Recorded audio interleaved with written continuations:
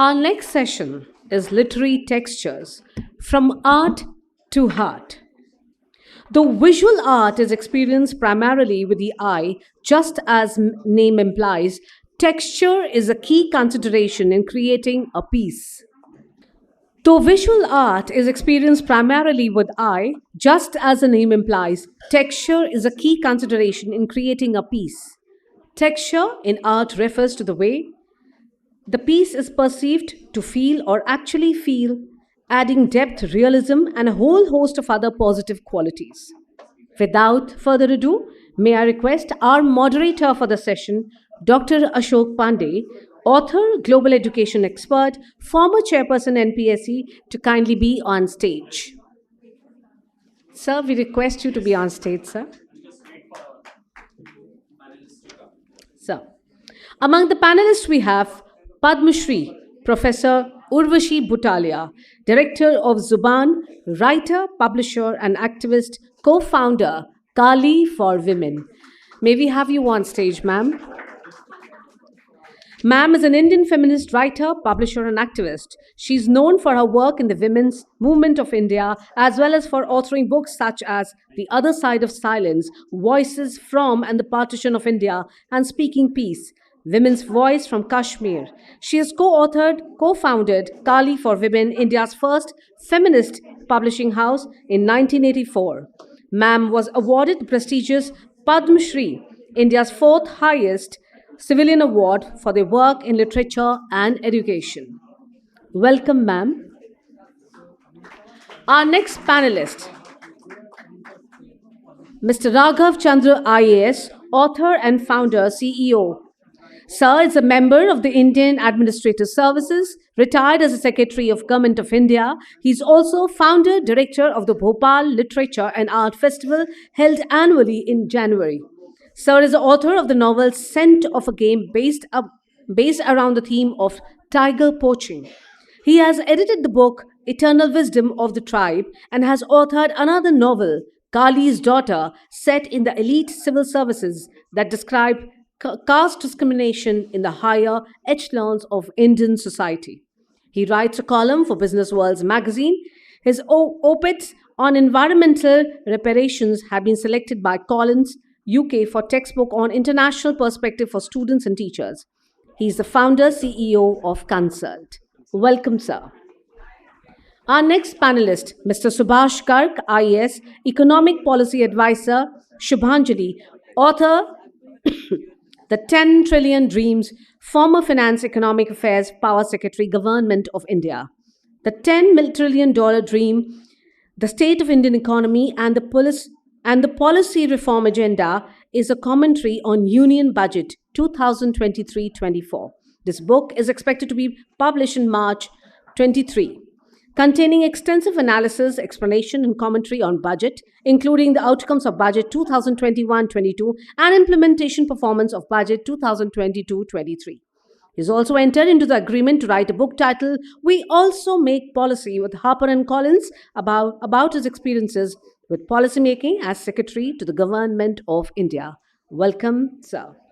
Our next panelist, Ms. Sunita Pant Bansal, author, mythologist, and storyteller. Ma'am is a mythologist and a storyteller and has been involved in all forms of media for over 4 decades and has written numerous articles, stories, poems, created board games, and produced short films. Her forte is to decode Hindu scriptures to show their relevance and application in today's times.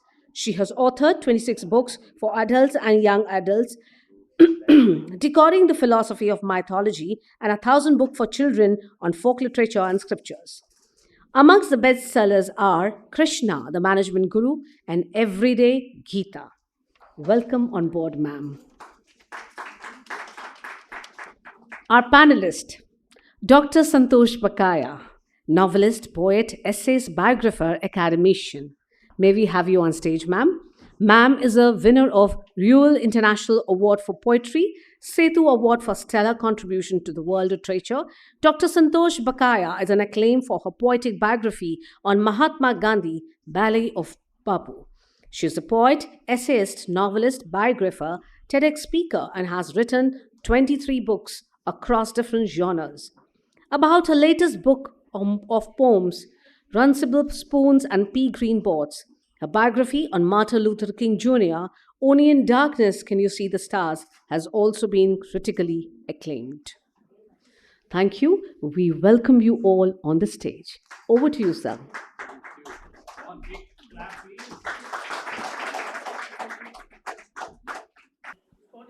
Hello, welcome and good evening to all of you. Good evening. I have a promise to make. We will finish at 4 o'clock. So be happy and engage with this brilliant team of authors that we have. Their biodatas was read to you by the MC, but I have a surprise for you that now, if you want to know more about them, you don't go to Google. Where will you go? Chat GPT. And Urvashi ma'am, I want to read it for you. I went through your biodatas, all of you, through Chat GPT, and this is what I found about you. If it is correct, please tell me. Urvashi Butalia is a writer, publisher, and feminist activist. In 1984, she co-founded Kali for Women, India's first feminist publishing house. She has written extensively on gender issues in India, and her books include The Other Side of Silence, Voices from the Partition of India, and The Country of Women, Stories from India's Women Writers. Is it correct, ma'am? But it doesn't say that I'm 5 foot nothing. And that I sometimes wear horns, which today I left at home. Oh. So the Chat GPT also has to work hard, So it is not the ultimate, I can tell you that. And therefore, with that, ladies and gentlemen, it will be more of what the authors are going to say. And one segment we will devote extensively to you to ask them questions. If you have carefully heard what was read about them. If not, then of course I will prompt you. And therefore, without any ado, let me begin with Raghav sir. On my extreme right, civil servant from the steel frame of India, we call IAS. And his range of writing, varies from environment, tigers, tribals, and whatnot. So, sir, I have kept the first segment as I wrote in the WhatsApp group. The first segment is 5 minutes of free talk by these distinguished authors. So you can choose anything because this is a group of teachers, principals, students, and how would you connect with them? Because one thing I want to preface this whole discussion is we are in our schools, we want our children to become doctors and engineers and environmentalists and social activists, but we do not have any special classes to produce writers out of them. And therefore, you take that context and say a few words, sir, to begin with. Thank you very much. Indeed, a pleasure being with all of you here. Since this is a gathering of academics and people connected with the world of studies, I just want to begin by emphasizing and underlining the importance of literature in our lives.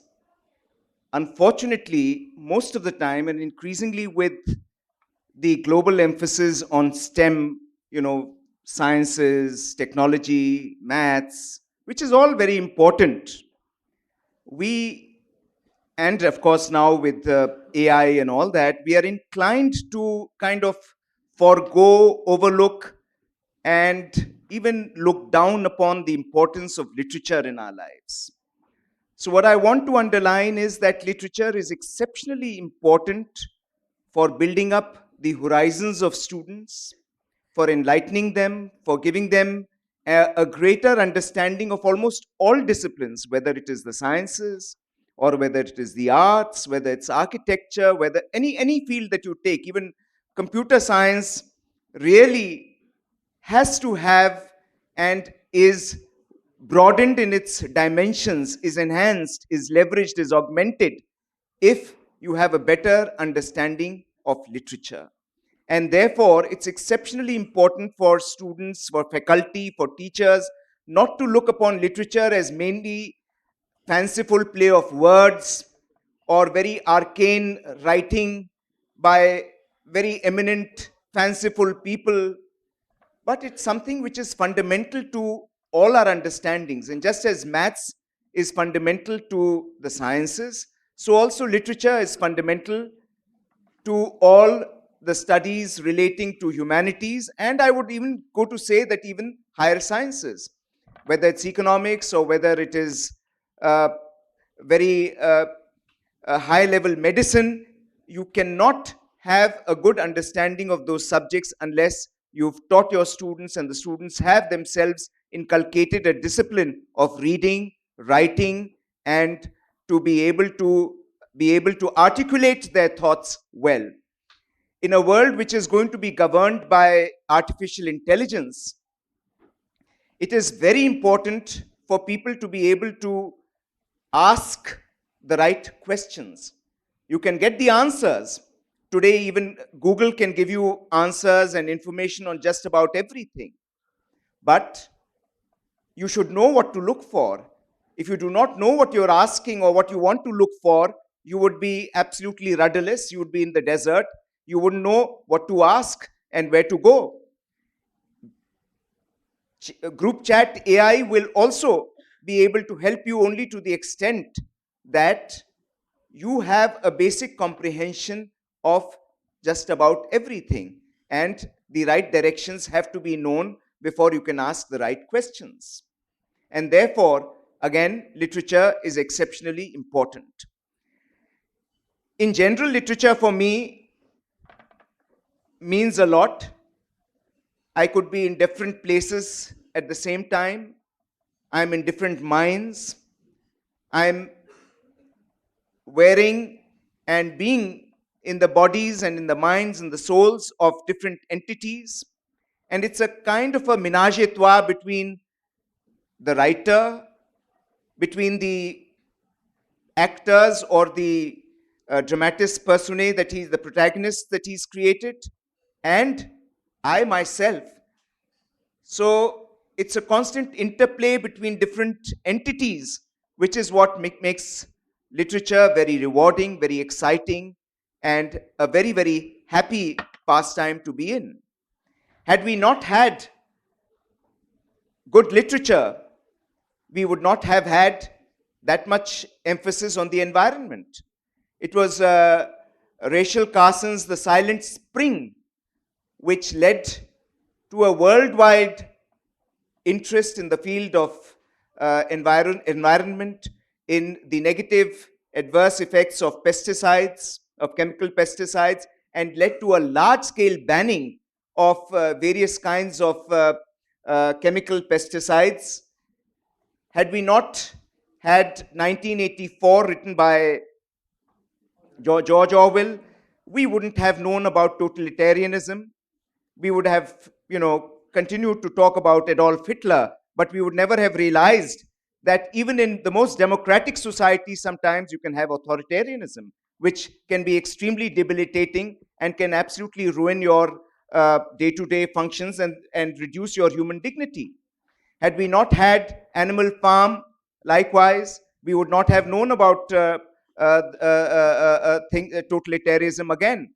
Had we, just about every field of literature gives you some ideas and some expressions, some thoughts, some new doctrines, which are extremely important for us to be able to philosophize, for us to be able to conceptualize what life should be and how better to live our lives and to make the lives of people all around us better, more humane, and more rational and decent and civilized. Thank you, sir. Thank you very much. I think you have set a perfect tone for the discussions to follow. And what I'm picking up from you, sir, mathematics may be fundamental to all sciences, but the literature is fundamental to all, including sciences. And that is what you have said. And I think we can't agree more. So, ma'am, first of all, you clarify what did you really mean by you wear horns and you have left it at home. Some people are very scared, and then probably you can open your remarks. Okay, thank you so much, Ashokji. Mm. I have a confession to make that till about 10 minutes ago, I had no idea what chat PPT or ZPT GPT. was. I'd never heard of it, you know. And then the chair, I think Sudha or somebody mentioned it, and I thought, oh my God, what And I is this? gave you live And example. then, yes, you gave me a live example. I will go home and look it up immediately. So, and my little joke about leaving my horns behind is because I'm often introduced, as I should be, as a feminist, because that is the most important thing to me in my life. People often say to me, "You don't look like a feminist." And I keep wondering, what do feminists look like? You know, they wear horns, वगैरह. तो मैंने कहा इससे पहले कि आप पूछोगे, मैं कह देती हूँ घर पे छोड़ा ही हूँ आज. So I will speak as a feminist and a publisher, and I'd like to tell you two quick little stories which illustrate the points that I wish to make. One of them is a story from about 150, 160 years ago in the middle of the 19th century. There was a young girl from Maharashtra called Muktabai Salve. 14 years old, Muktabai was a Dalit girl. And the thing she wanted most in her life was an education and the possibility of being able to write. But it was impossible for her because women were not allowed into schools at that time. And if they were, there was a caste barrier that did not allow Dalits to be in to get an education, because to be kept in their place, they could not be allowed to have this subversive thing called an education.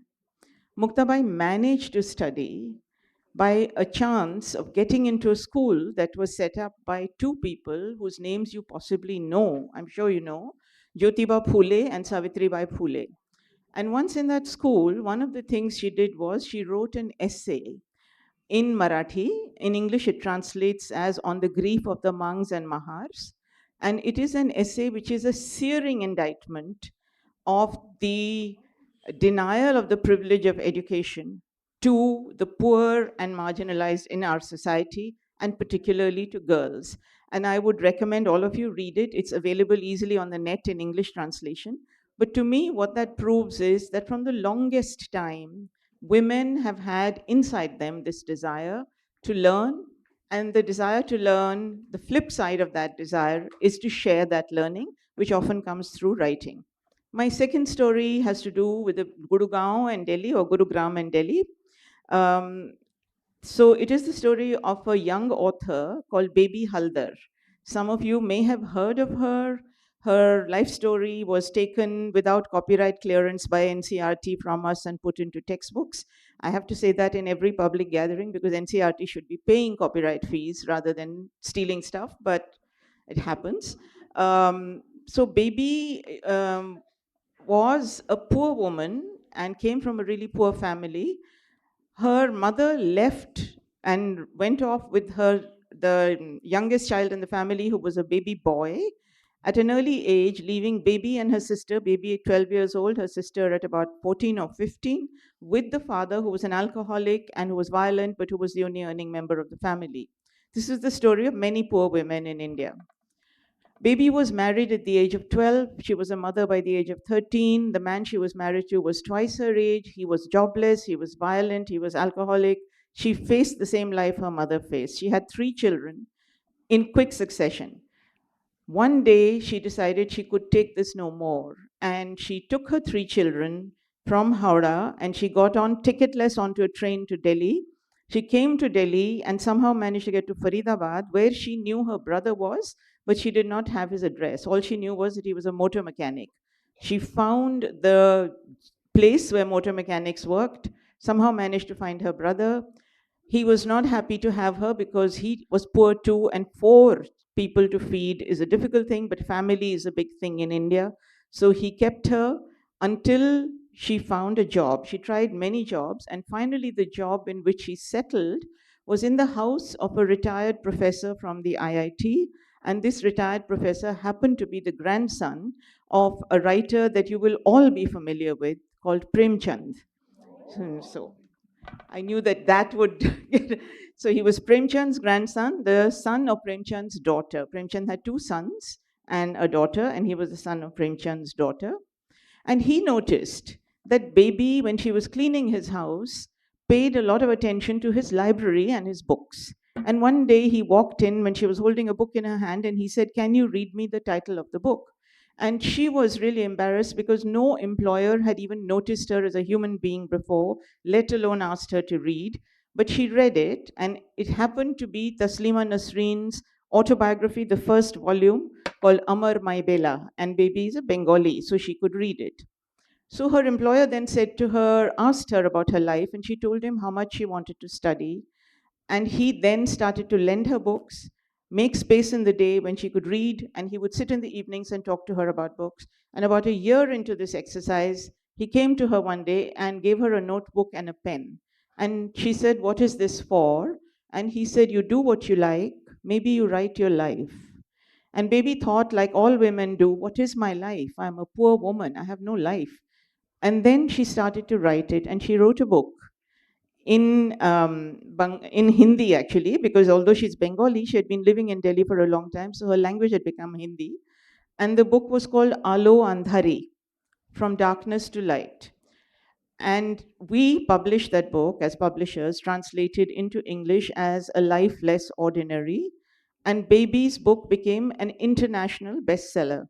Today, it is published in 23 languages worldwide, and she has made her life and the life of her children. I tell you this story and the first story really to emphasize the importance of writing, which is what Raghav was talking about when he was talking about literature, and to say that actually writing is also an act of privilege. And we have to remember that, and you are teachers and you have students, and I'm sure that in every teacher's heart, there is a desire to write because you learn so much from your students. In every student's heart, there is a desire to write because they have so much to say. And the important thing is to understand that for you, while this writing may be possible, and when the author in the previous session said, हमने सोचा कि penguin और Harper Collins से नीचे तो हम जाएंगे ही नहीं. ओके, दैट्स इंपॉर्टेंट कि उनसे नीचे जाएंगे ही नहीं, लेकिन उनसे नीचे जाना जरूरी है, क्योंकि अगर आप नीचे जाओगे वहां पर आपको जो ज़मीनी आवाज़ें हैं वो मिलेंगी. पेंगुइन हार्पर कॉलिंस में आपको नहीं मिलेंगी. And you can go there if you are a teacher with privilege और if you are an IAS officer. But really, it is our responsibility to ensure that it is voices on the ground, voices from the margins, voices of lower caste people, voices of Dalit, voices of women, voices of people from Kashmir, the Northeast, etc., that find expression in literature, because then only will our world of writing and world of learning be as diverse as this country is, and will be as representative of the huge richness of this country. Otherwise, what you're seeing is just the cream, and that's not enough. And really, I want to say to you as teachers, please, please keep this in mind and encourage the students in your class who are actually from marginalized communities to express, because they have so much to say and we have so much to learn from them. Thank you so much for listening to my rant, because I'm always saying this. Thank you, ma'am. If time was at our command, we would have loved to listen to your rant for the whole night. No, I don't think so. So it's a very touching story, ma'am, and that is what a feminist and an activist is. And you look feminist, you look activist. And if anybody said that you don't look, I don't agree with that person. Old activist. Yeah. Yeah. So thank you, sir. Now I turn to my left. By the way, if you are interested, I don't want to talk about myself. I'm ambidextrous. Okay, so I work with both my right and hand, and that is why I'm sitting in the middle. So, sir, yeah, not a middleman. Yeah, there are 3 this side and 2 this side.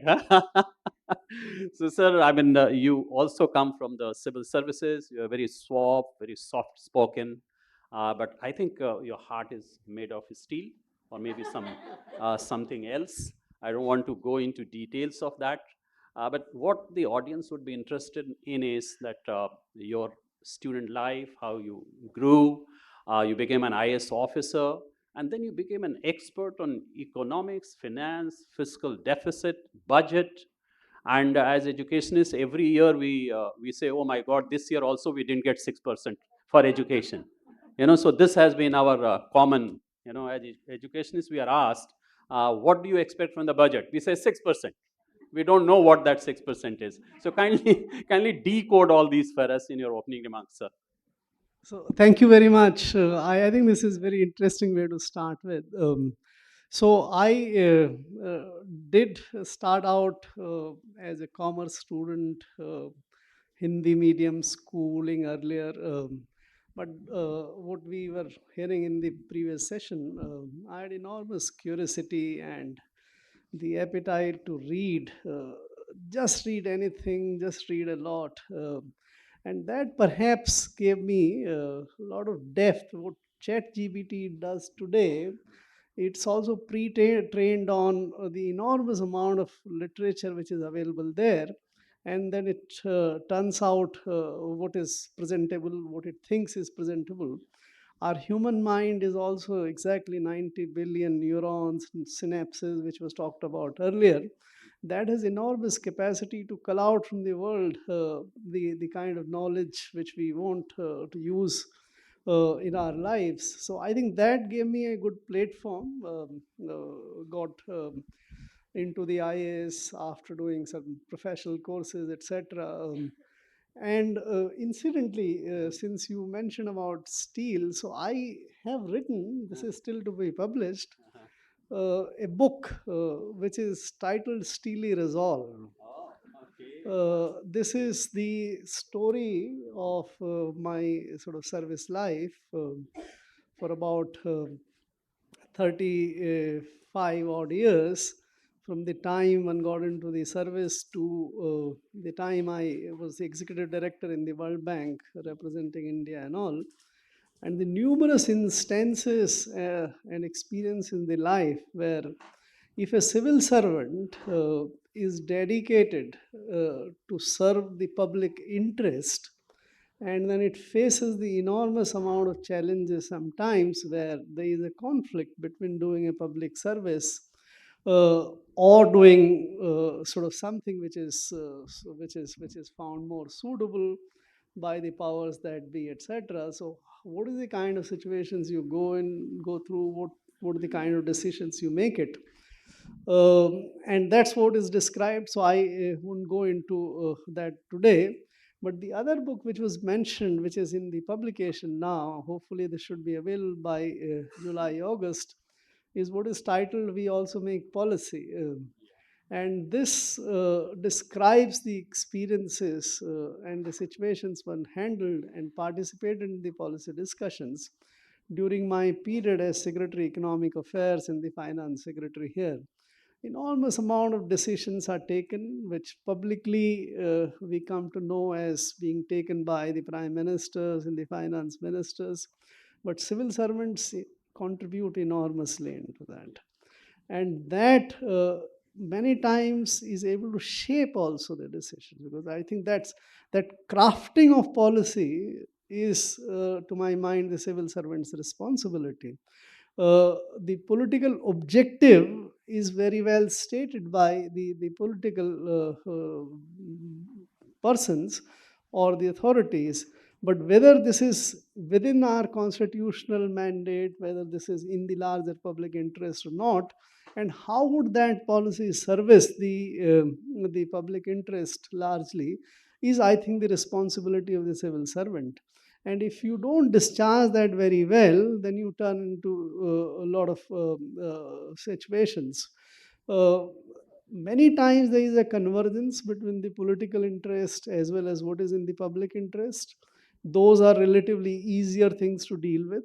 But there are many situations where there is a sort of tussle or conflict between the political interest or the private interest of the politicians and the public interest, and that is where you are tested. This book describes so this book describes many of those situations: electoral bonds, privatization of airports, making budgets, stamps. A lot of things are there. You would be able to read that. Just to come to the, I think today we were discussing, and that let me relate it to the audience which is there. So this book which is published, which is available, is titled The $10 Trillion Dream. and this it describes the state of the economy and what I think are the policy reforms which are required for making that happen. Nothing happens on its own. Nothing is given. We don't have any destiny. Which will sometimes you would hear that we'll become 15 trillion, we'll become developed country, we'll have 45 trillion. All this kind of 5 trillion is very well mentioned all the time. So what the point I make in that book is basically that in the ultimate analysis, in the field of economics, which is so integral to the human existence. The human existence is basically living in society and living an economic life, because you need to eat food, you need to live in houses, you need to earn to meet your other demands, etc. So living in society and living for economic well-being is what are the two essential things. And these the economy part at least is basically sort of dependent upon the two big things. Economists would describe that as factors of production, etc. I don't think we need to worry too much about that. One is the human resource, which you handle all the time, the students and the people. That human resource is how much productive economically will decide the fate of those economies, or every economy for that matter. And second is the capital, where in agricultural society it was the land which was the main capital resource. In the industrial society it was the machines which was the main capital resource. And in the society, in the economies which are going to come, the digital societies, which is very different, neither land nor machines are going to be making difference. Something else will difference. Make your ability to sort of negotiate and deal with the digital space. So these two main, and the central point in that book is that the policy makes all the difference in making these two big resources productive.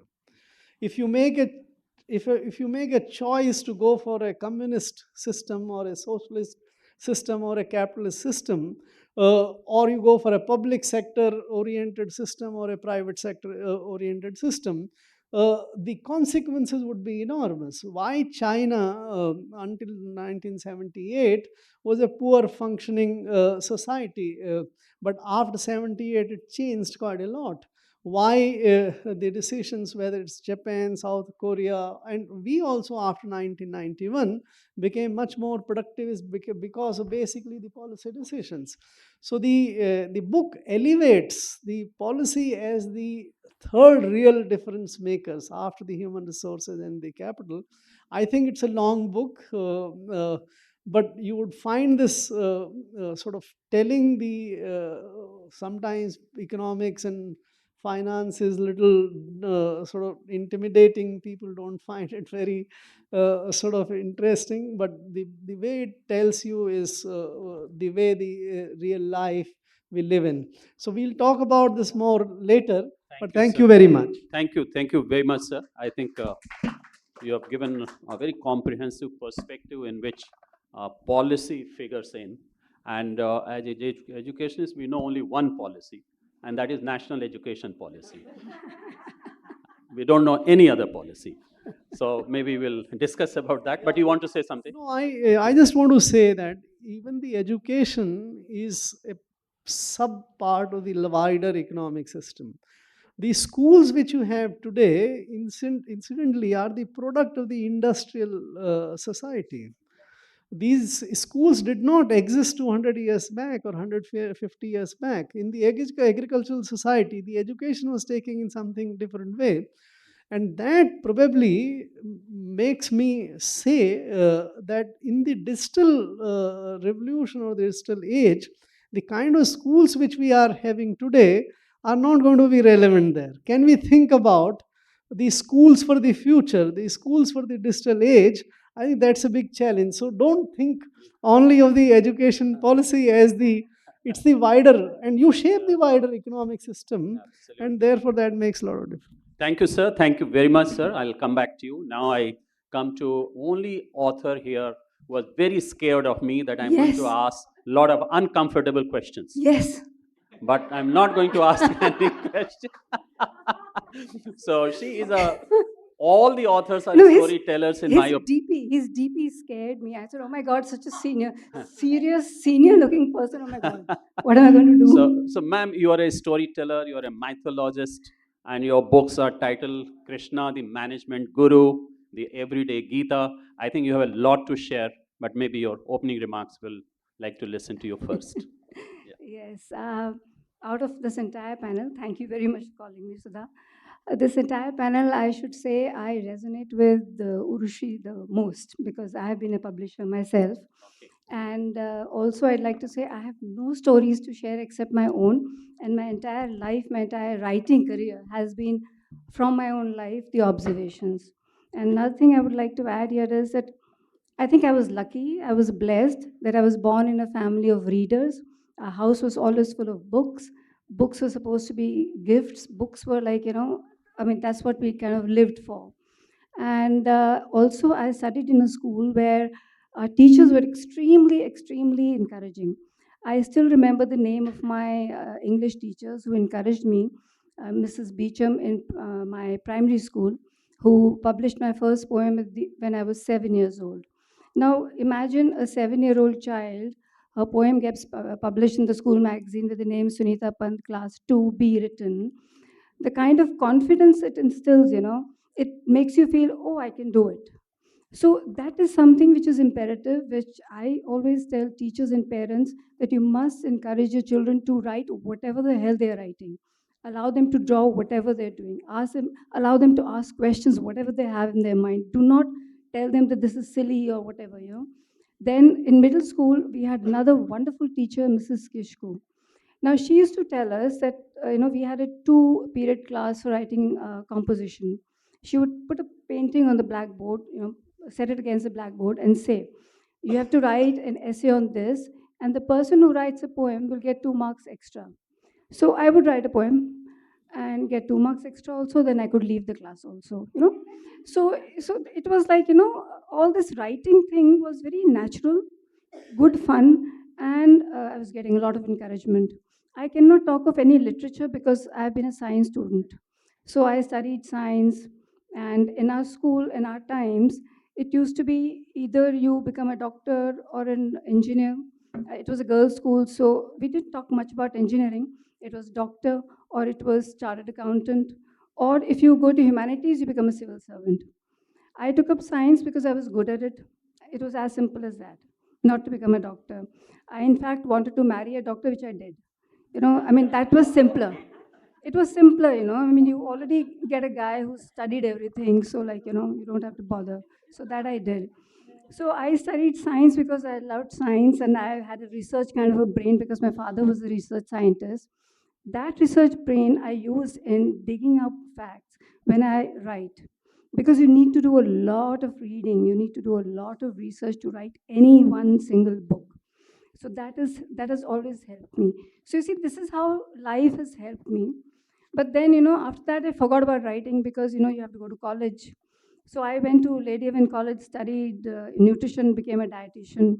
I had totally forgotten about writing till then. Until school, I was writing, made a school newspaper and everything. College, somehow, I don't know what happened. Maybe I was enjoying college too much. So I kind of forgot. Then after college, when I was doing my internship as a dietitian, one of my patients told me that you are giving such wonderful diet advice, why don't you write? And I suddenly remembered, yes, Mrs. Beecham told me I can write. Mrs. Kishku told me I could write. Of course I can write. There was no doubt.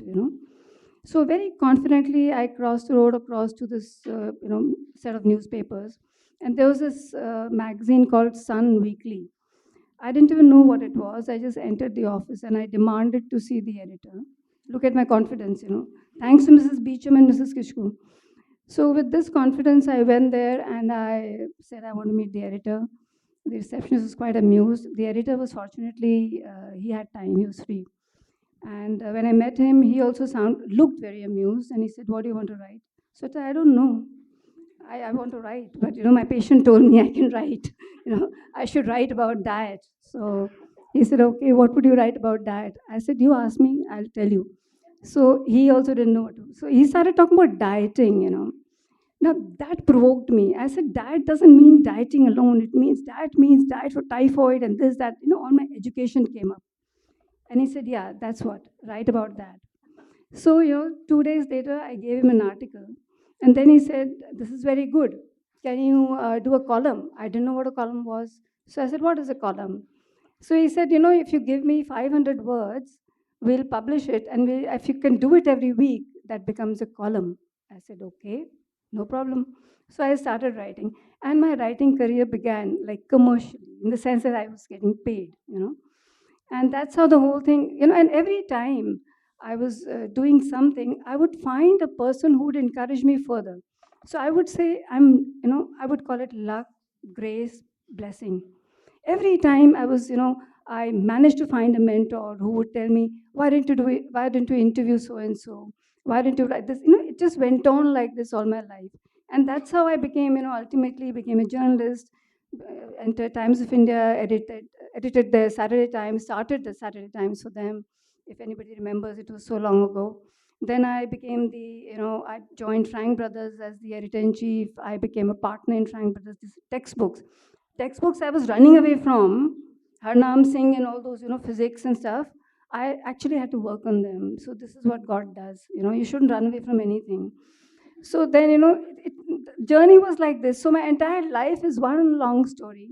And finally, I want to cut it short because it'll take the entire evening. Finally, now I'm writing a lot of spiritual stuff. And that too, thanks to my grandparents, who fed me a lot of spirituality, Gita Press books that kind of, I absorbed and I read from childhood, understood, and now I'm kind of regurgitating them out into books in very simple language, because I do not write in literary language because I'm not a literature person. So my language is very simple, as you would have made out. Not very difficult words to use. Nothing, no consultation of any dictionary, not major vocabulary. Very simple. So it's kind of gelling well with the people. People are able to understand, and I'm enjoying that because any writer enjoys being published.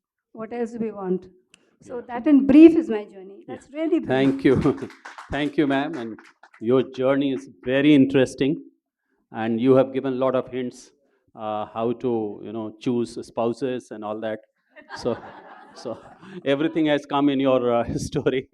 And it is very inspiring indeed. So now I come to Dr. Santosh Bakaya. Ma'am, first of all, I want to salute you, especially despite your injury. You could make it. You have to climb the staircase. And your husband. So salute to you also, sir. Thank you very much. And ma'am, you will make your opening remarks. But how did you think? I mean, did you have any, cosmic message that you have to write the biography of both Mahatma Gandhi and Martin Luther King, the Jr.? How did it happen? Okay, just I'm very, very pleased, very, very happy, very, very delighted to be here amongst all these luminaries. And I'm just a small fry. I don't get any messages as such, but they say that I'm a mad writer. My family believes that I am a blockhead, but I don't believe in the writer's block. I don't believe in the writer's block. I believe in the writer's stumble. Because just a fortnight back, I just tumbled down while, while giving the finishing touches to my novel on survivor's guilt. My husband is privy to that. And there was such a hue and cry. I created a hue and cry at home. I said I've fallen down and all. So I believe that there's no such thing as a writer's block because I'm forever writing. And you talked about Martin Luther King Jr. and Mahatma Gandhi. Well, I was in my MPhil class teaching my students something about Bapu and something else about Martin Luther King Jr. And those MPhil students knew a little bit about Gandhi and nothing about Martin Luther King Jr. And one of the students, he was arrogant enough to tell me, Madam, aap keval Gandhi ki or Mahatma Gandhi ki, Mahatma, he didn't say Mahatma, Gandhi ki or King ki baatein karte hain. ये Hitler का ज़माना है. This is what he said. And मैं कवि हूँ, and he is a well-known kavi right now in Hindi. मैं कवि हूँ, आपसे गुजारिश है कि आप एक महाकाव्य लिखें महात्मा गांधी पर, तब मैं पढ़ूंगा. So this is how this book happened. And because it is not a Mahakavya, I don't flaunt it anyway, but this was a challenge. This was the result of a challenge thrown at me by an MPhil student who believed, who is a writer right now, who believed that he was a writer, and he wanted me to write a poetic biography of Mahatma Gandhi. Okay, and as a kid, I was also mad. I still am. My husband knows. And and my daughter, she is doubly convinced. So, because I'm forever writing. Right now, when I'm sitting here, right now, when I'm talking to you, I'm still writing in my head. I have written a story right now, and I go home and jot it down on paper. Well, so this student, he said things about Mahatma Gandhi, which I couldn't digest. And he used a particular word in Hindi. I couldn't digest that. I just left the classroom in a huff. And because I used to write limericks in school, I was very, very fascinated by this limerick AABBA rhyme scheme. And I did not know what a limerick was, but it was in the 6th standard that a student, she used to sit on the last bench and she would write something. And she was very arrogant. I asked her, what are you writing? She said, with a toss of her head, she said, I'm writing a limerick. I said, what is a limerick? I didn't ask her. I went home and asked Papa. He was a professor in the English department, Jaipur. He said, limerick is a poem, a short poem, with the rhyme scheme of AABBA. And he recited a limerick. There was a man from Nantucket who kept all his cash in a bucket. He had a daughter named Nan who ran away with a man and asked for the bucket, Nantucket. So I was so fascinated by this limerick that I started writing limericks. Limericks upon limericks upon limericks. And so much so that a time came when I started talking in limericks. And I used to be thrown out of the class. And the nuns, they would say, ye to pagal hai, and all that. And the teachers also. They would make me stand under the tamarind tree, and there I would write limericks naturally. So, so this book is in the rhyme scheme of AABBA. And Tushar Gandhi ji was magnanimous enough. He wrote the foreword. It is a poetic foreword. And so this is a bestseller, and people still read it, despite, and even the detractors read it. And then King, that was just some 6 years back. That was also in my MPhil class. They didn't know anything. That was, they didn't say anything derogatory about King because they didn't know anything about King. So they just said, Madam, humko jante nahi, ab King par likho. So when I was doing my research, my doctoral thesis, I was writing it, or it was on Robert Nozick. But when I was researching on it in the American Center, Delhi, I was reading everything about Martin Luther King. And I had decided in my head that I would do my postdoctoral research in King. So, but I didn't do that, but I wrote the book, Martin Luther King, Only in Darkness Can You See the Light. So it is a bestseller. Only you can see the you can see the stars. She also thinks that I'm mad. She's my friend.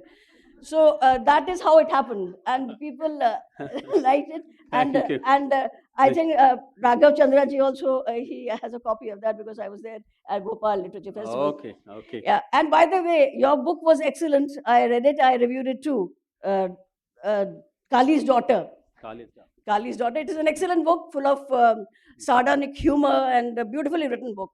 So I'm forever writing. And I told you, I had warned you earlier that I'm a chatterbox. And you had also warned me that I'm the moderator. Yeah. yeah. She wrote in the WhatsApp group that I'm a chatterbox. And I said, ma'am, I'm the moderator. So thank you very much. Thank you for letting me talk. Thank you, ma'am. I have Thank crossed the you. physics. I mean, it's absolutely fantastic, ma'am. I have no words to praise you. So this was the first round, ladies and gentlemen. It was 5 to 6 minutes. Now the second round, it is reduced to 2 and 2.5 minutes. Because we have to manage a lot of things. But this time, I have to test. This time, so that is gone to Bakaya. Your Bakaya has gone to Dr. Bakaya. So the second round, I'll start with my left. So you get the first chance, ma'am. And I'll get the first chance to moderate you. Now you're pulling my leg. Yeah. Though in the first I'm round, hurt, and I'm hurt Yeah. in one leg. yeah, you are hurt in one leg. So in the first round, you have already answered a lot of my questions. But I want to hear if you have any advice for this group, who is also writers, by the way. They're all writers, and they're all writing the script for the life of their children, and that script will be published 20 years later. That is a different thing. So, any advice to them, ma'am? Let your children go berserk. Oh my God. Yeah. Yeah. Let them follow their passion. Yeah. That is very, very important. My papa used to tell me कि जो करना है वो करो. So I was a good student, but bad too. I was very, very naughty, very, very impish. I am still am full of impish mischief and all. So that is very important for creativity. If you want your kids to be creative, you should just let them go berserk. Berserk. That is very, Absolutely. very important. कुछ लगाम नहीं लगाने की जरूरत है उनके ऊपर. Yeah. That is very important. There are so many challenges all around us. When I write, whatever I write, Sunita knows that whatever I write on paper, I go berserk, and I sometimes even there is a certain rawness in my whatever I write, and I sometimes don't even edit it. But I don't know why people like it, because when I write, my head. Some say I don't have it. My head sits pillion, and my heart does the driving. Thank So- you, ma'am. Thank you, ma'am. Thank you very much. Yes. Please clap for her. Yeah. And I come to you, ma'am. And today is Mahashivaratri. So, is your next mythology on Lord Shiva after Lord Krishna? This, as I told you earlier, it's a slightly difficult question in the sense that I belong to Uttarakhand, and we follow Shiva Shakti there, and all our temples are mostly Shiva and Shakti. And I was told as a child that we don't have we are pants, so every family has an isht, and I was told as a child we do not have an isht, that we have a direct communication line with Shiva. So in my head from childhood, I was like, Shiva was family. And I used to collect little pebbles, striated pebbles, from Kosi River, in Almora, that's the place from where I am. And they would be my shivlings, and I would make Shiva shrine. So I never looked at him as a god. He was like a guy who was present, a presence, I should say, not even a guy, because Ardhanarishwar Fanda and all that. So it was never a guy, it was always ambiguous. So Shiva to me is that. So to write a book on him would take me time. I'll have to get out of Shiva to be writing about him.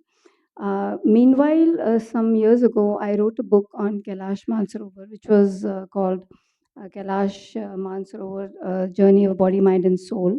So that's where I've kind of written a lot about the spiritual journey that is there, what Kailash is and what Shiva is. And currently, I don't think, I will follow the pattern of everyday Gita and do Hanuman Chalisa in that pattern, because that's what I want to do. Shiva will take a little time because, as I said, I'll have to get out of it, look at it from outside, and then write. Absolutely. Thank you, ma'am. Now, sir, I'll come back to you, but I want to preface it as educationists. We don't believe politicians. And we are scared of bureaucrats. Luckily, you are a former bureaucrat. So, so, sir, just demystify this economy. We are talking of 5 trillion economy. And are we growing? Some people say inflation is very high. Some people say GDP is increasing. What's happening actually? Can you tell us for us? So, Yeah. if I go back to the previous session, Yeah. when Anita was a former bureaucrat, was holding fort, and I think everyone in the room was enjoying it. I don't think She people is are also former. so, but people are not scared. So, when she was secretary, right. then we were all scared of her. All right. So, second, I think you make the bureaucrats. the audience here. So if you produce such a bad product, Then you face it. Huh? then you face it. Why do you blame them? So, so I think you were saying in a lighter vein, but I think we share an excellent relationship Yes. of mutual sort of respect and association. I think it's a joint task. The civil servants do their jobs to take the society forward. I think teachers take it. So on the question you asked about me, I think I won't go into the long term issues because that will take some time. But on the more immediate, which comes into the press every day, and I think everybody gets affected, this goal of $5 trillion dream. You see, there is at one level there is a country which has a certain kind of income aggregate. GDP is the income aggregate of all of us together. So, in simple words, if you aggregate the income of all the households, so to say, and also of the businesses and also of the government, that becomes the total income of us. So, if GDP is higher, we are all better. If GDP is lower, then we are not good. If it is growing, then our income is growing, we are better. If it's not, it's not that way. And therefore, GDP growth is a very dear thing, very useful thing for all of us. But then the country's GDP is not sort of distributed equally to all our households. You have on one side billionaires who is second or third highest billionaire in the world, and on the other side you have 20, 25, 30% of the people who are not able to make even two ends meet a day. They are not able to earn enough even to sort of get two square meals a day. So that is why the aggregate GDP should not be blinding us into believing that we are a rich nation. We should be taking care about the individual. So from that point of view, we need to grow, but we are growing at a lot less than what we should be growing. We should also not be comparing ourselves with the countries which have already grown, which have become rich. Take Japan for example. For 25 years, it's not growing, but that doesn't matter. They already have a per capita income about $45,000 per day per person, whereas we may be growing at 6% or 7%, but our income is not even $2,000 per person, and that if spread unevenly for the poor, it's much smaller.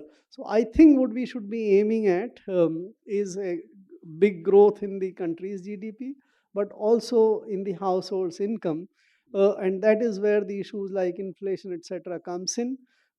And to me, that appears to be a situation where we are not perhaps doing what is the best effort which we need to do, and we need to be a little more sort of concerned about it, take the right kind of policy measures which are described in the book you might like to read. Thank you, sir. Thank you very much. Can I ask you one sentence answer? Yes. What is your view of NEP 2020? See, I have a different take on NEP. There is a chapter on education there. There is? Okay. In the book. Okay. I think NEP still tries to peddle the same thing which we are doing, only making marginal change. We'll need much more fundamental changes in the school system to make it much more relevant. So one sentence, I'll stop. Yeah. So by asking this question, our chairperson is sitting there. I'm going to request her to invite you to have a round table with the principals. Yeah. And so that we can discuss it. Yeah. Later on, we'll ask. My two. Yeah, ma'am. So you only have to tell how difficult is your job as feminist. And see the women sitting here. Yeah. Can you make them all feminist in the next 2 minutes? No, but neither can I make you a feminist in the next 2 minutes. You know, and I shouldn't have to I make, didn't know it will come back to me. because it's not only women's responsibility. In fact, it's more yours. So, I wanted you to say that. okay. He's very clever. He gets out of every issue by, saying this. No, but the thing is, it's a serious question. It is a difficult job because it's not easy to change centuries and centuries of entrenched beliefs which have normalized discrimination. So, how do you change that? I'll give you an example. So, 8 years ago, I started teaching a course at Ashoka University. Um, I asked my students at that time, which are the courses that you like? And they cited one, all of them, which was taught by the then Vice Chancellor of the university, who's a very well known, solid scholar who I really admire. That course is called Makers of Modern India, and it is structured around 12 lives. So it had not struck any of my students or the faculty at Ashoka to question the content of that course. But what feminism has done for me is to always make me question. So I asked, is any of these 12 lives that of a woman? And of course, the answer was no. So then I thought, okay, how am I going to do this? Am I going to go and fight with him? Am I going to be angry? Vagera, vagera. Because I respect the man. He's an excellent scholar. I love his books. And it's not my place to go and fight with somebody. So I countered that by introducing a section in my course, which is called Women's Society and Changing India. And that section is called Makers of Modern India 2. And it had 20 women who were important in the making of modern India. Now, you have to think of strategies like that, but while it's a good thing to do, I'm pretty sure if I showed it to anyone, including all of you lovely teachers, very few of us would know who those women are. How many of you know how many women were involved in the making of the Indian Constitution? Anyone in this room? 15 is the answer. Okay. How many of you know that the most important medical institution in India, the All India Medical Institute, was founded by a woman? Her name was Rajkumari Amrit Kaur. Nowhere inside AIMS do you see her picture, but you see Nehru and you see Gandhi and you see everybody else. How many of you know that the city of Faridabad, industrial town on the outskirts of Delhi, was the creation of a woman post-partition, Kamala Devi Chattopadhyay? So even in the knowledge gap, we are deeply deficient. And elsewhere in jobs, etc., all of that, I am a publisher of 50 years standing. I headed the publishing committee in FICCI for many years. The chairman of the National Book Trust organized an event every year. I used to sit at the head table. He would acknowledge everybody at the table except me. He would say, Mr. Ambassador, XYZ, XYZ, and he would forget that I was even there. That is the battle. You guys don't have to face it. So you think that you are actually really nice liberal, which you are. You're really nice guys. But the fact is, the discrimination is so deep that questioning it is very uncomfortable. It's uncomfortable for you, it's uncomfortable for us because we care for you. And how to question power in somebody you love, that is the deepest question of feminism. Thank you. Absolutely. So, Hindi में I'll come back to me. Hindi में एक शब्द है. I don't have English word for that. निःशब्द. Speechless. Thank you, ma'am. So, Raghu sir, I come back to you. And in your writings, it was said, you cover such a wide range. I'm surprised how can one person have such a wide range and spectrum of writing. But I pick one of that, and that is the caste system in India, and how it has impeded the growth of our society, the sustainability. It has also, caused a lot of frictions and all that.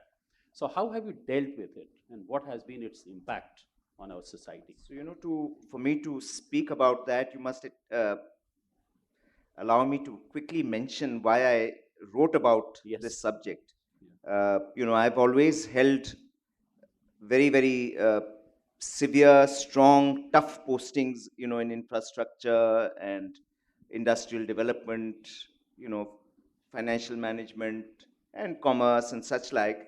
But there have been two occasions in my life when politicians have wanted to punish me. So they posted me in jobs where they thought I would not be very happy. And One was as Commissioner Tribal Development, and the second time was as Secretary of the as a constitutional body, the National Commission for Scheduled Tribes. And on both those occasions, instead of feeling despondent or lost, I worked as hard as I did in my other jobs, and I continued my routine in the normal course, and I did a lot of research on the subject of the socially depressed, oppressed sections of Indian society, which is the Dalits, and of course the tribal area, which was my subject, and I read and researched a lot, and I thought very little had been done on that subject, which I will write a book about sometime. But in my personal life, I had seen right from my academy days that though historically we have had caste in our society, it's been very oppressive and all that, most of the writings about caste have been, and about Dalits have been, in sense of their physical exploitation. Their houses burnt, and we've dealt with this right from this time as sub-divisional magistrates. We've had those occasions of dealing with those situations कि दलितों का घर उजाड़ दिया, जला दिया, rape कर दिया, ये कर दिया. But I didn't want to talk about that, because in a modern civilized society, where in the higher echelons of our society, caste is ingrained in a more psychological, in a more virtual, in a incomprehensible yet very potent sort of way, which reveals itself, and which, as it revealed to me right from my days in the academy, which is, 40 years ago now, 1982, but it did reveal in the relationships between civil servants. And very few of us have seen, Dalit officers rising to the top. There is hardly a Dalit billionaire in the country. And so Kali's daughter emerged out of that sort of feeling, where one of my best friends, I thought, was going to marry a beautiful woman, but this person was a Dalit, the boy, and he could not, because somewhere something went wrong, and somebody, to use a simple word, bitched about him, that this guy is a Dalit. Though he was handsome, he was extremely competent, and all those incidents revealed themselves in this book, which is Kali's Daughter. And it's important for me to quickly mention what it is about in 4-5 lines. So there's this girl called Deepika Thakur, and her father is a chamar. But in the course of his life, he meets good people, including a Brahmin, a Thakur officer, who says, look, you're a handsome, good volleyball player, you will never progress in life. And because I like you, you should change your name from Chamar to Thakur. So he changes his name, and now Deepika Thakur is a first generation person in her family to join the service. She's posted in Geneva as a foreign service officer, and she's looking after work relating to the UN Human Rights Commission. And the UNHRC has brought out a very nasty report about caste-based discrimination in India, as often happens that the international bodies bring out. So government of India is very upset. The ambassador is shaken up, and they're all pitted together to prepare a refutation. And the mandate given to her is every little word has to be denied. And so she says that I'm going to be denying what is the undeniable. And when the report is, the refutation is prepared, the ambassador chooses her to deliver the speech before the UNHRC, which is a perfectly done thing. And of course, they are all sitting around her.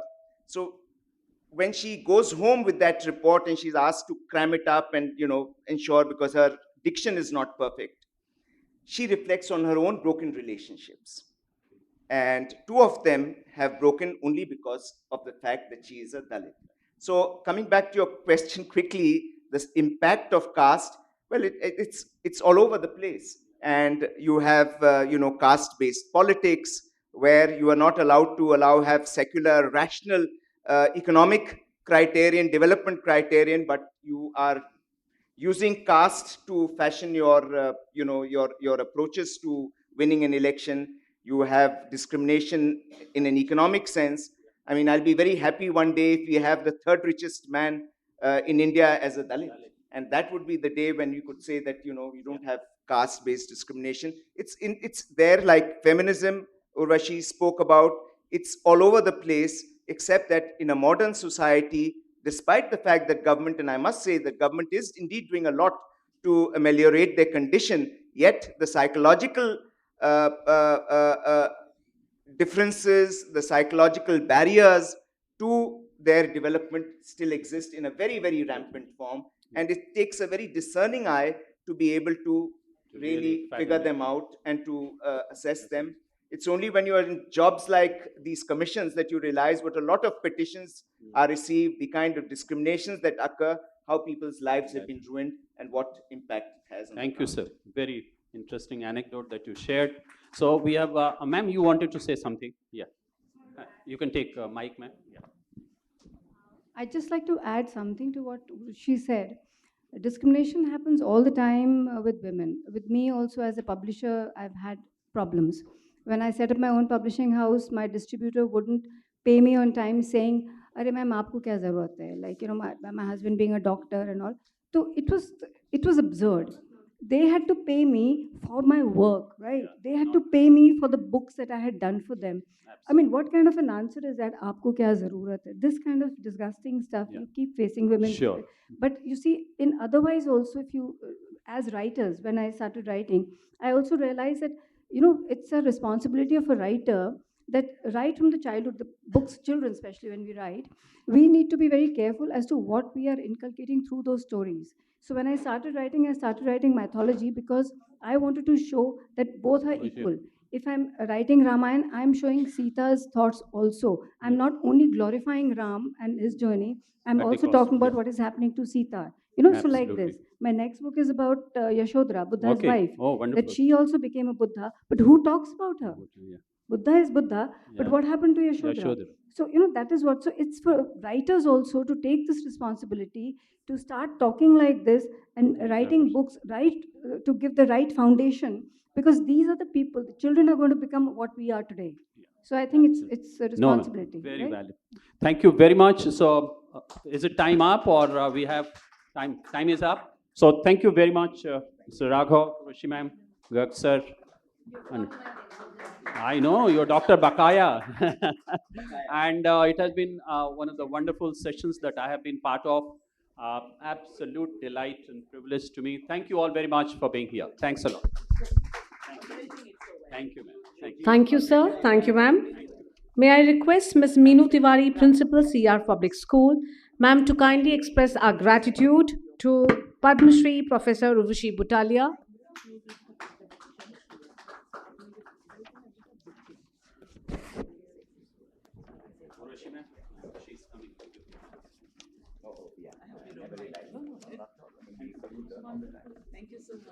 Thank you, ma'am.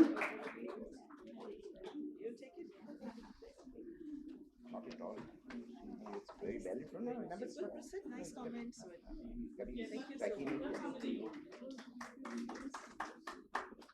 I know that's what I mean. It doesn't strike because it's so naturalized.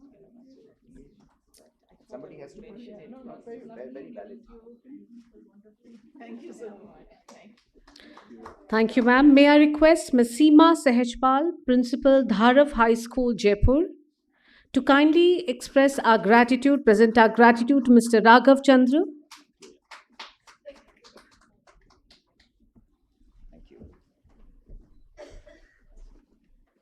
It's really a lot.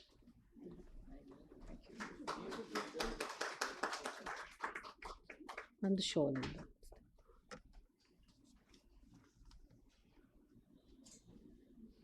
Very elaborate thing that you all are doing.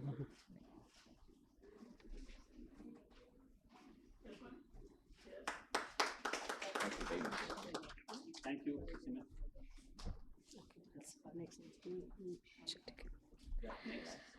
May I request Ms. Dipinder Kaur, Principal, Lions Public School, Gurugram, to kindly present our gratitude to Mr. Subhash Garg. Okay. Ma'am should then. Acha. May I request Ms. Lata Vaidyanathan, ma'am?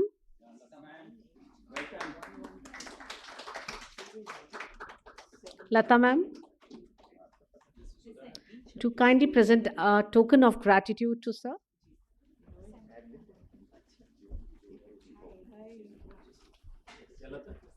Ma'am, it's written.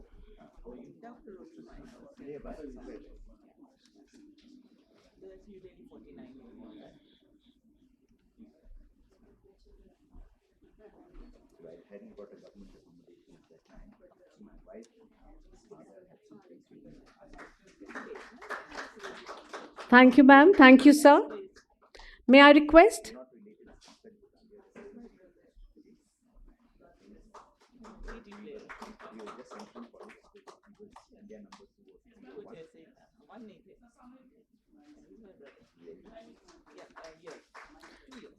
May I request Mr. Sanjay Yadav to kindly present our token of gratitude to Ms. Sunita Pant Bansal.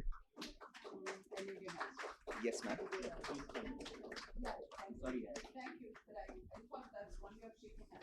How nice. Nice way, Lata. Keep it.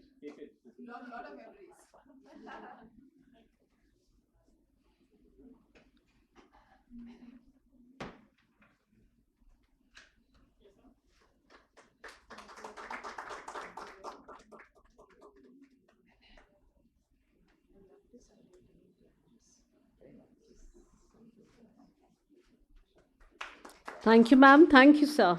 May I request Ms. Reena Rajpal, Principal DLDAV Public School, to kindly present our token of gratitude to Dr. Santosh Bakaya.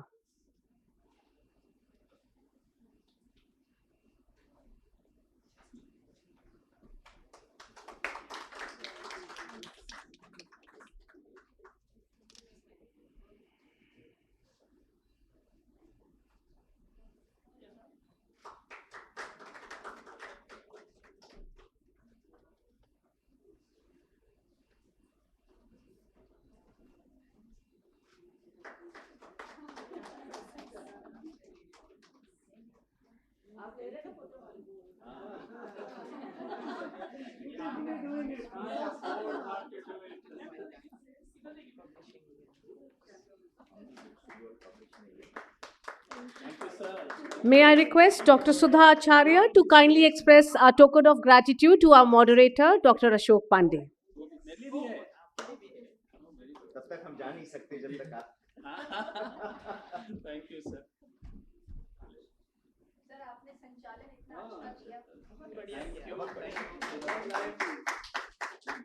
Thank you very much.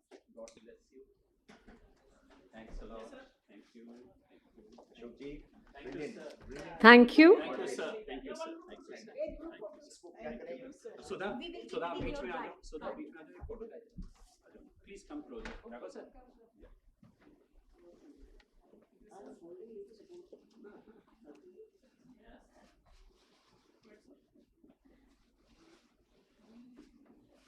Thank you. Thank you. Thank you. thank you very much. Thank you, sir. Thank you, sir. As we are at the fag end of the NPSC Lit Fest, may I request Ms. Malika Preman, Executive Member, NPSC, Principal, Tagore International School, to kindly propose the vote of thanks.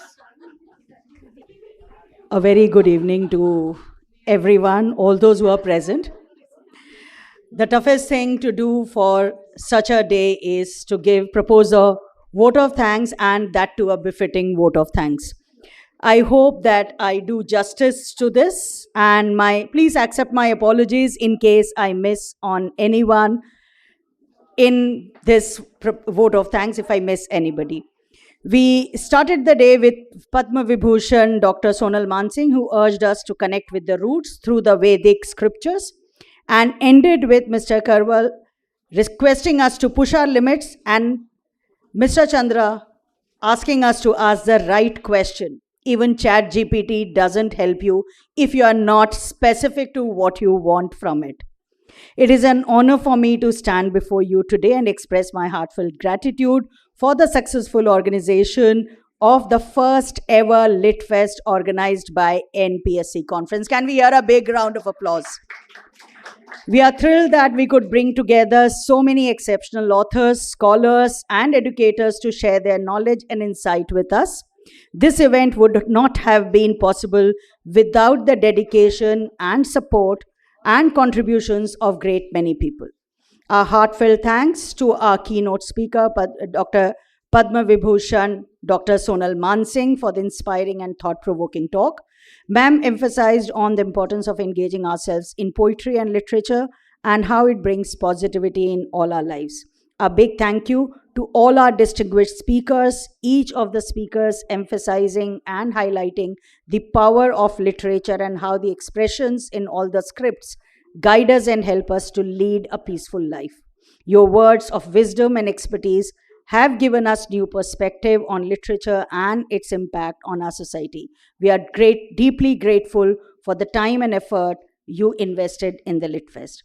We would also like to thank our skilled moderators who skillfully guided the discussions and helped us navigate the complexities of the topic covered during the Lit Fest. Your contributions have been invaluable, and we are thankful for your participation.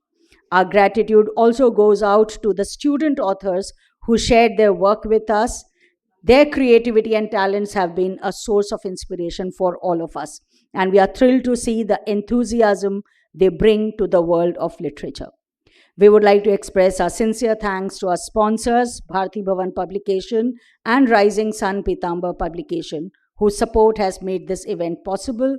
Your contributions have been vital to the success of Lit Fest, and we appreciate your commitment to our mission.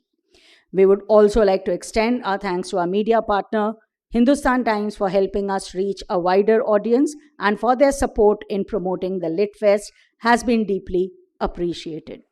Our special thanks to Ms. Aditi Mishra, Principal, Delhi Public School, for the mementos and the souvenirs for our guests, and to Ms. Asha Prabhakar, Principal, Bal Bharati Public School, Noida, for the beautiful inaugural song. Our gratitude also goes to Tagore International School for coordinating the registration and the meaningful conference kit, and to Indian School to help us with the registration at the last minute.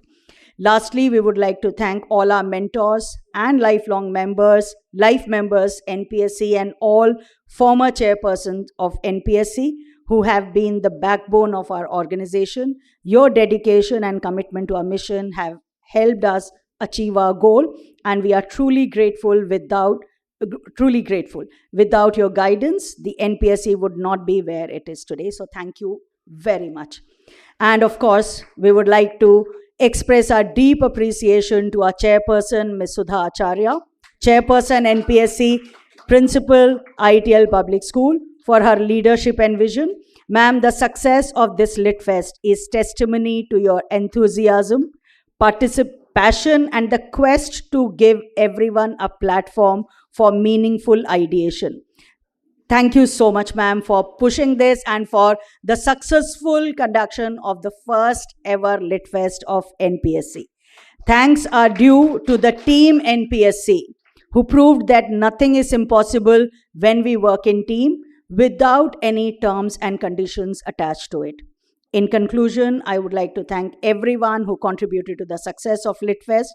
Your participation, support, and enthusiasm have made this event a truly memorable and enriching experience for all of us. Thank you very much. Thank you so much.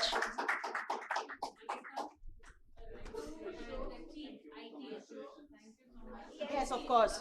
And yes, not to forget the team ITL, Ritu, for the comparing, for excellent comparing and the conduction of the entire program. Ritu, can we have you on stage? Please.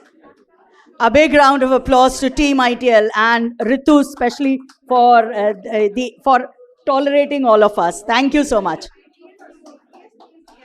Team ITL, Team DPS, and Team TIS. Yes, and that's the team. So, congratulations to all of us.